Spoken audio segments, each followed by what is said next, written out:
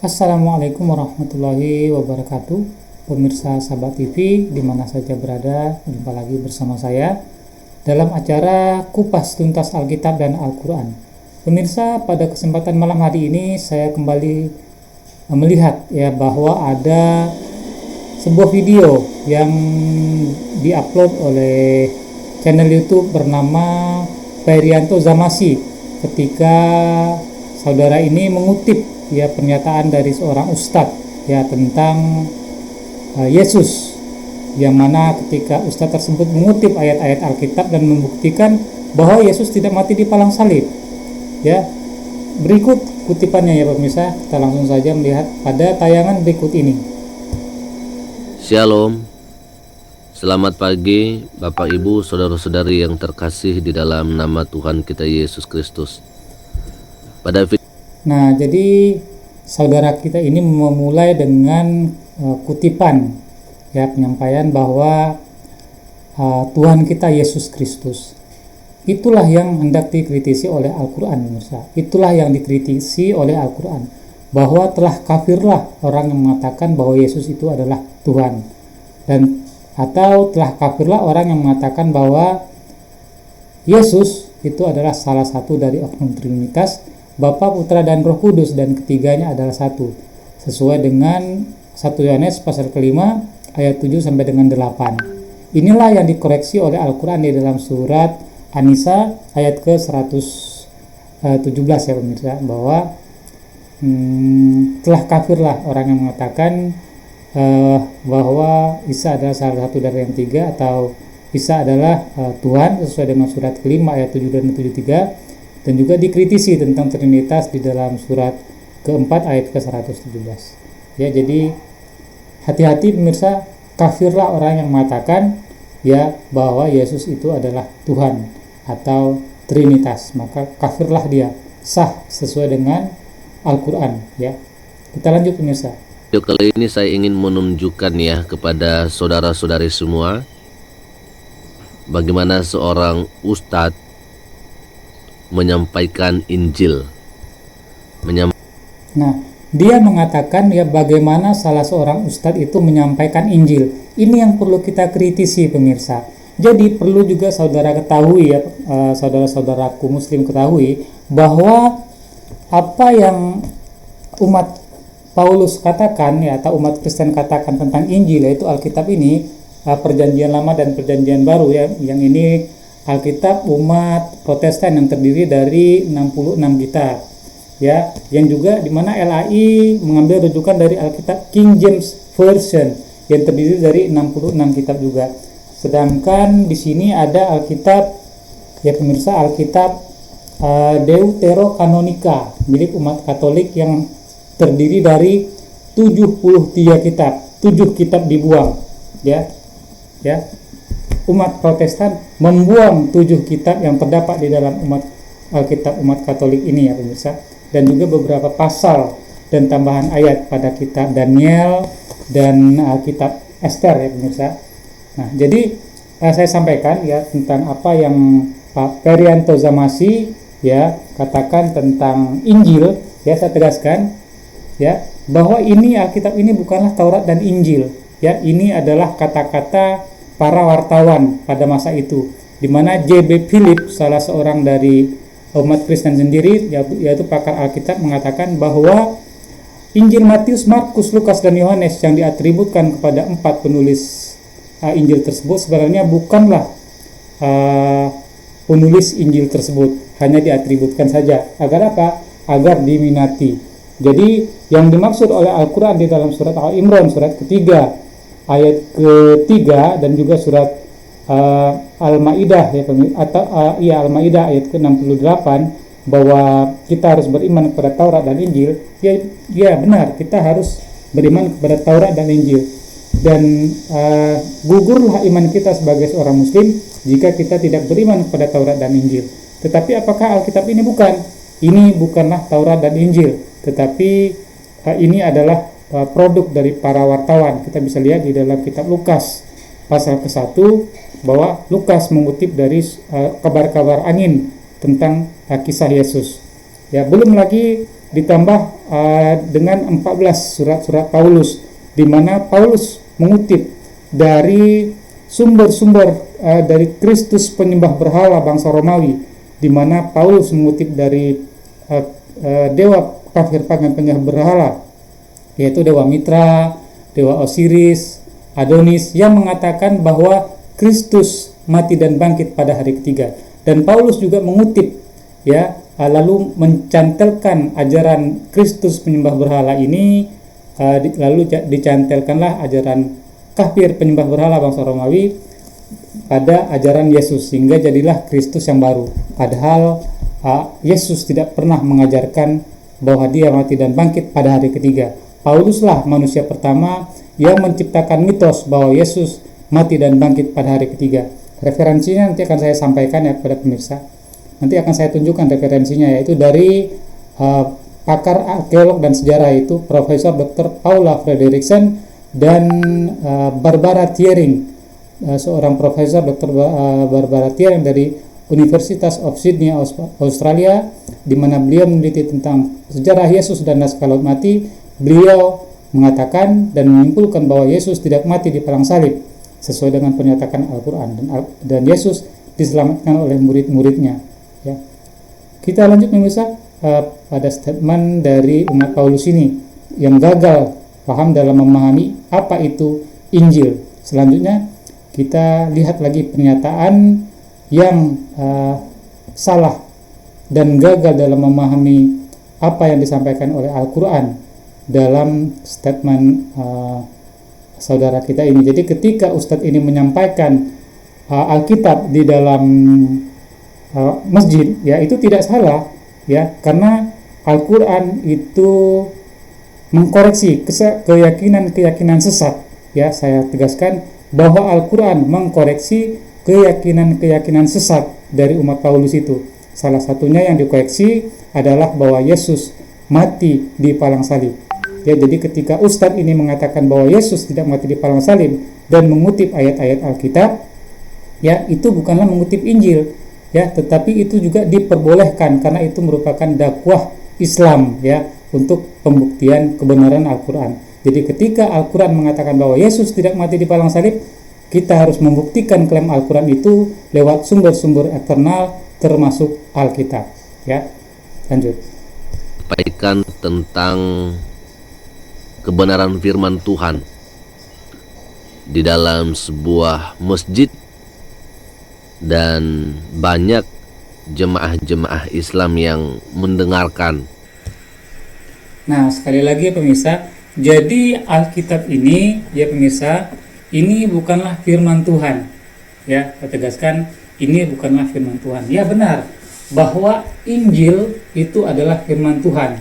Ya, tetapi Injil yang mana? Apakah Injil Matius, Markus, Lukas, dan Yohanes? Tidak. Injil Matius, Markus, Lukas, dan Yohanes itu bukanlah firman Tuhan, tetapi firman Tuhan adalah Injil yang diwahyukan oleh Allah kepada Yesus Al-Masih. Ya, Injil itulah yang merupakan firman Tuhan, bukan Alkitab ini. Kenapa? Karena Alkitab ini, ya, sesuai dengan Revised Standard Version, ya, di dalam New Revised Standard Version, di dalam Alkitab New Revised Standard Version, New, ya, RSV tahun 1971, mereka membuang ayat yang ada di dalam Alkitab King James Version ini, ya. Di dalam Alkitab King James Version ini dinyatakan oleh New RSV ini bahwa Alkitab King James Version ini yang ada di tangan saya ini sudah mengalami cacat yang luar biasa, sehingga demikian cacat Alkitab ini hingga perlu direvisi. Bagi saudara-saudara yang punya New Revised Standard Version ini, silakan buka pada pengantarnya. Di dalam pengantar New RSV ini dikatakan bahwa Alkitab King James Version ini sudah mengalami cacat yang luar biasa parah, sehingga demikian cacat dan parahnya itu sehingga perlu direvisi. Ya, bayangkan ya pemirsa, firman Tuhan kok direvisi pemirsa. Itulah celakanya umat Paulus. Nah, kita lanjut pemirsa. Ya. Injil yang disampaikan oleh Ustadz ini. Karena yang biasa kita lihat bahwa seorang pendeta menyampaikan Injil dalam gereja gitu ya, atau mungkin seorang pendeta menyampaikan Injil di rumah-rumah orang Kristen atau di tempat-tempat ibadah orang Kristen. Sudah dijelaskan tadi. Tapi di luar biasa loh saudara. Ya, seorang ustadz menyampaikan Injil dalam sebuah gereja di mana pendengarnya adalah jemaah-jemaah Islam, bukan orang-orang Kristen. Jadi seperti yang saya tegaskan tadi, bahwa tidak ada larangan, ya, tidak masalah ketika seorang ustadz itu mengutip ayat-ayat Alkitab di dalam masjid, ya, tidak masalah. Tidak masalah juga walaupun seorang ustadz atau umat muslim lainnya mengutip dari kitab Weda maupun dari kitab kafir-kafir yang lain, itu tidak masalah. Apa yang dipermasalahkan? Tidak ada, ya. Yang dipermasalahkan adalah ketika membenarkan bahwa Alkitab itu adalah benar sedangkan Al-Quran adalah keliru. Itu yang salahnya, ya. Tetapi ketika ustadz ini mengutip dari kitab kafir untuk membenarkan klaim Al-Quran bahwa Yesus tidak mati di palang salib, itu tidak masalah. Jadi inilah yang tidak dipahami oleh channel YouTube Perianto Zamasi ini, ya. Jadi kita bisa pahami ketika saudara ini kelojotan, ya, yang merasa kepanasan, ya. Kenapa? Karena inti dari kematian Yesus di palang salib ini adalah untuk menebus dosa mereka. Ketika ada umat Islam yang mengatakan bahwa Yesus tidak mati di palang salib dengan pembuktian dari ayat Alkitab sendiri bahwa Yesus tidak mati di palang salib, makanya membuat, ya, umat Paulus itu geram. Itu bisa kita pahami, saudaraku. Tidak masalah, ya. Kita bisa pahami, ya. Kita bisa pahami bagaimana mereka itu panik. Termasuk juga ketika apa? Ketika umat muslim mengatakan bahwa Yesus itu menikah, mereka juga pasti kaget dan juga mereka pasti kepanasan dengan itu. Karena apa? Karena selama ini mereka mengatakan bahwa Yesus itu adalah Tuhan. Ketika mereka menerima fakta bahwa Yesus menikah, itu artinya mereka setuju bahwa Yesus punya anak dan juga punya cucu. Apakah anak-anak Yesus dan cucu-cucunya Yesus ini juga itu adalah Tuhan atau bukan? Makanya itu menjadi problem besar. Makanya ketika umat Islam mengatakan bahwa Yesus tidak mati di palang salib, ketika umat Islam mengatakan bahwa Yesus menikah, itu bisa dipahami mengapa mereka itu kebakaran jenggot, pemirsa. Ya, sekali lagi, ya, itu bukan mengada-ngada, tetapi kita mengutip dari sumber-sumber eksternal untuk membenarkan Al-Quran. Jadi kita harus setuju bahwa ketika sumber-sumber eksternal membuktikan bahwa Yesus tidak mati di palang salib, bahwa Yesus menikah, itu menunjukkan bahwa Al-Quran adalah benar dan keyakinan sesat umat Paulus itu adalah keliru, sehingga mereka harus kembali ke jalan yang benar untuk menerima ajaran Yesus yang sesungguhnya. Kita lanjut, pemirsa. Maka itu sebabnya saya akan mengajak kita untuk langsung menonton cuplikan video berikut ini. Nah, ini dia. Kalian ya, pemirsa. Diterangkan di dalam Lukas ayat pasal 20 ayat 36. Lukas pasal 2 ya. Sebab mereka tidak dapat mati lagi. Mereka sama seperti malaikat dan mereka adalah anak-anak Allah. Karena Ya, jelas ya, pemirsa. Jadi di dalam Alkitab sendiri, yaitu seperti apa yang kita lihat di dalam kata-kata Yesus di dalam Injil Lukas pasal ke-20 ayat 27, dan juga seperti apa yang dikutip di dalam Lukas, seperti apa yang Ustadz ini katakan, ya, bahwa Yesus sendiri mengatakan bahwa orang yang mati, ya, orang yang dibangkitkan dari kematian itu tidak seperti jasad fisik, tidak punya daging dan tulang seperti kita ini, ya, pemirsa. Yesus juga mengatakan di dalam Lukas pasal ke-24 ayat ke-36 bahwa hantu atau ruh itu tidak punya daging dan tulang. Paulus juga mengatakan bagaimana orang-orang yang mati itu bangkit, ya. Itu Paulus mengatakan di dalam 1 Korintus pasal ke-15 ayat ke-35 dan 42, ya, bahwa orang yang dibangkitkan dari kematian itu berbentuk ruh atau tubuh kemuliaan, jadi tidak punya daging dan tulang.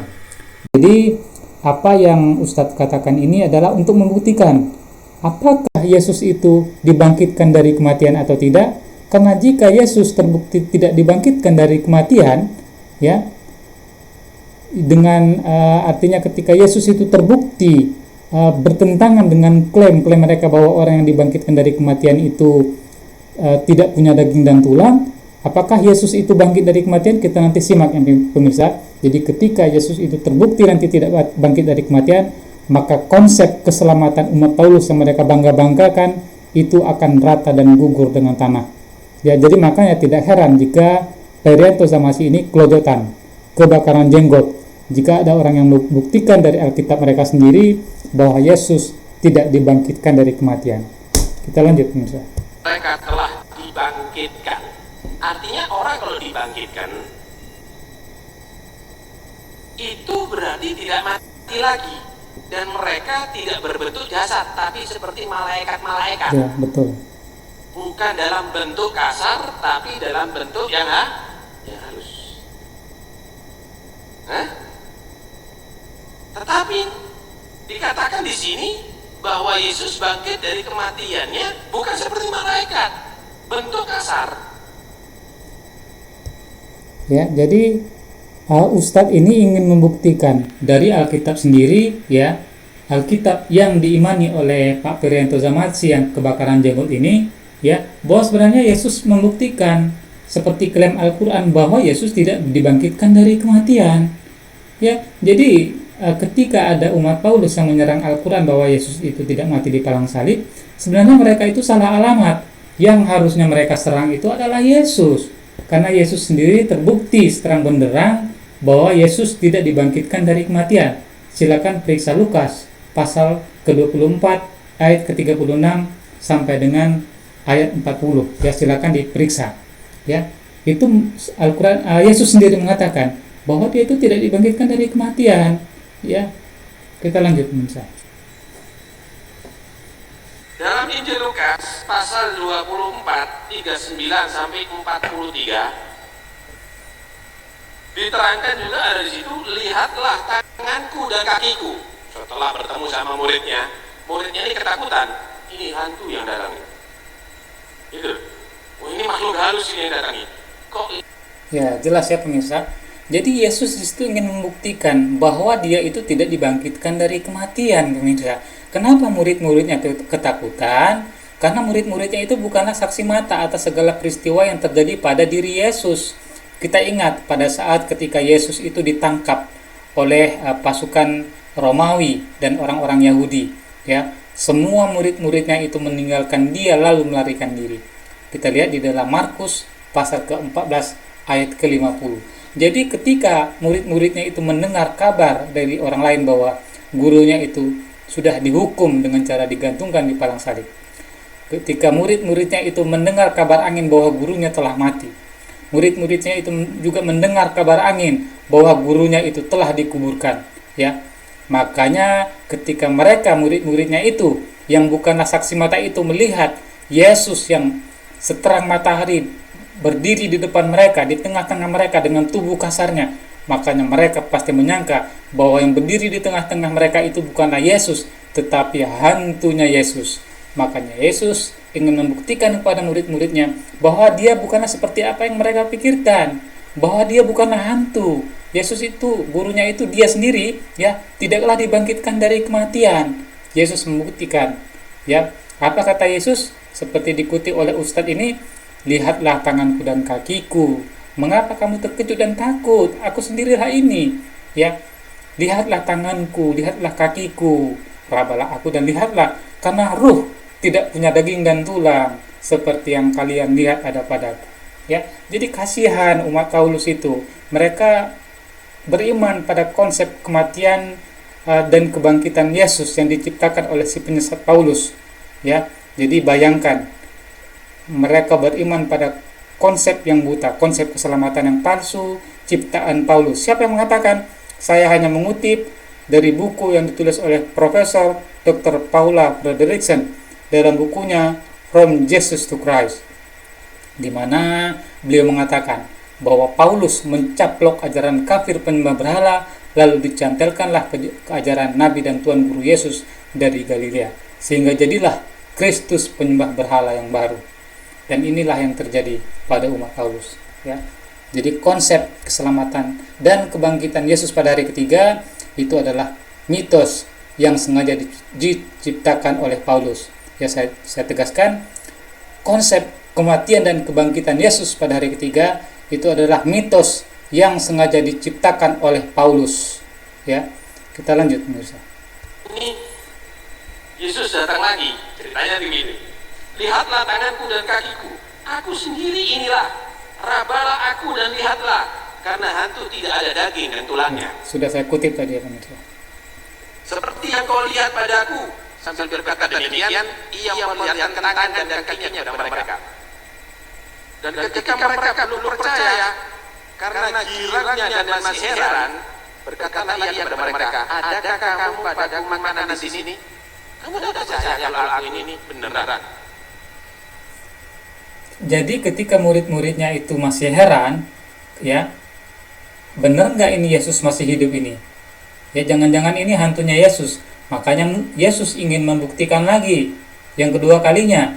Ya, ketika tadi yang pertama Yesus mengatakan, lihatlah tanganku dan kakiku, rabalah aku, karena ruh tidak punya daging dan tulang. Tetapi karena murid-muridnya itu karena gembira dan masih heran, Yesus ingin membuktikan lagi selanjutnya. Ya, adakah di antara kamu membawa makanan di sini?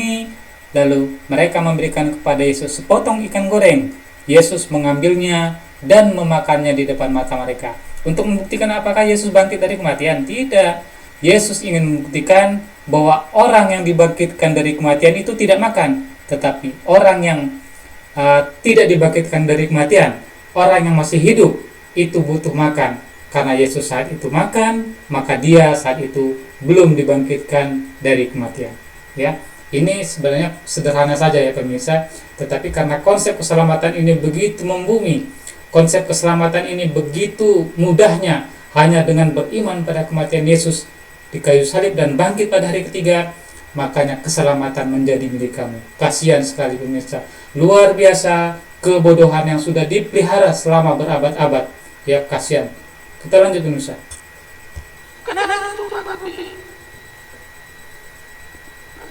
Nah, luar biasa kan?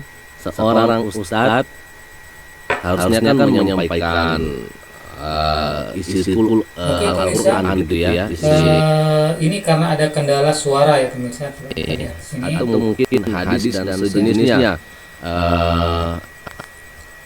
Jelasnya bahwa kematian Yesus mungkin sementara ini saja ya pemirsa yang bisa saya sampaikan kepada pemirsa yang ada di rumah. Jadi saya rasa cukup jelas ya. Jadi ketika Al-Quran mengatakan bahwa Yesus tidak mati di palang salib, saya akan share screen-nya kepada pemirsa yang ada di rumah ya. Kita bisa lihat di dalam surat ke-4 ya pemirsa, surat An-Nisa ayat ke-157 ya, ketika Al-Quran mengatakan bahwa Yesus itu tidak mati di palang salib ya. Itu sebenarnya selamat pagi.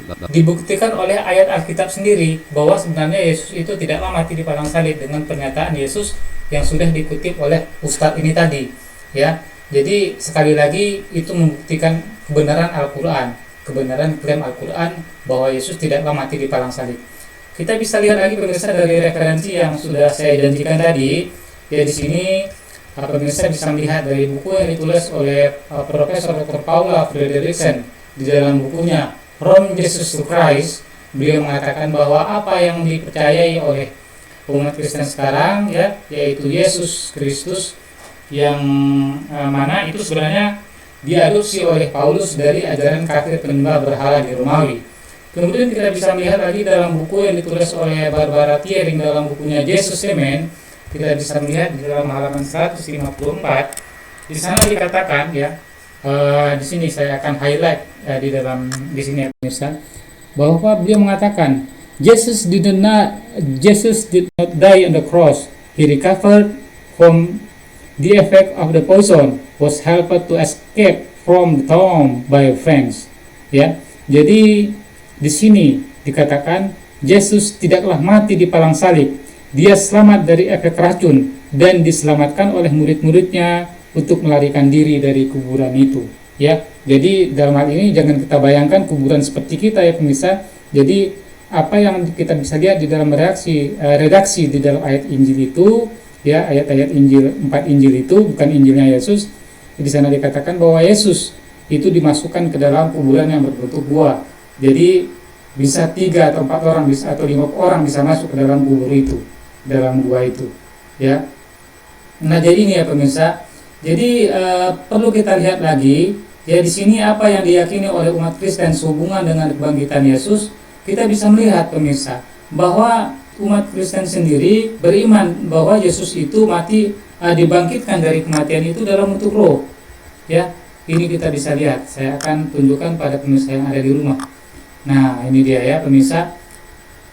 Nah, di sini bisa lihat kursornya, Yesus yang telah dibangkitkan sebagai makhluk roh. Jadi umat Kristen itu mengatakan bahwa Yesus itu bangkit dari kematian dalam bentuk roh.